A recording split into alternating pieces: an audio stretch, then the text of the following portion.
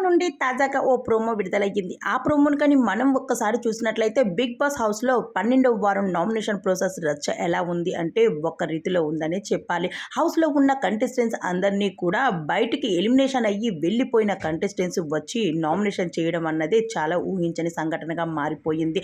అయితే ఎవరు ఊహించని విధంగా షాక్ ఇచ్చారనే చెప్పాలి 'బిగ్ బాస్'. అయితే ఎవరు ఊహించి ఉండరు. అయితే హౌస్‌లో ఉన్న కంటెస్టెంటే నామినేషన్ చేసుకుంటే వేరే రీతిలో ఉంటది. హౌస్‌లో నుంచి ఎలిమినేషన్ అయ్యి బయటకు వెళ్ళిపోయే కంటెస్టెంట్ నామినేషన్ చేయడం అనేది ఒక రీతు. అయితే హౌస్‌లో ఉన్న ప్రతి ఒక్క కంటెస్టెంట్ కూడా బయట నుంచి వచ్చి సోనియా నామినేషన్ చేయడంతో తన మీదైతే ఫైర్ అవుతూ వచ్చేశారు.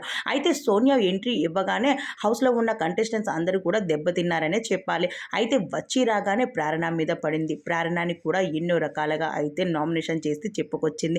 దాని తర్వాత నిఖిల్ మీద పడ్డది. గాడ్ బ్లెస్ యూ నిఖిల్ అంటూ తనని నామినేషన్ చేస్తూ తనతో కూడా పోటీ పడింది. అయితే ఇదంతా పక్కన పెడితే ఇప్పుడు మరోసారి హౌస్‌లో ఉన్న శేఖర్ భాష, అలానే బేబక్క, అలానే చాలామంది బిగ్ బాస్ హౌస్‌లోని ఎలిమినేషన్ అయిన కంటెస్టెంట్స్ అందరూ కూడా హౌస్‌లోకి ఎంట్రీ ఇచ్చారు.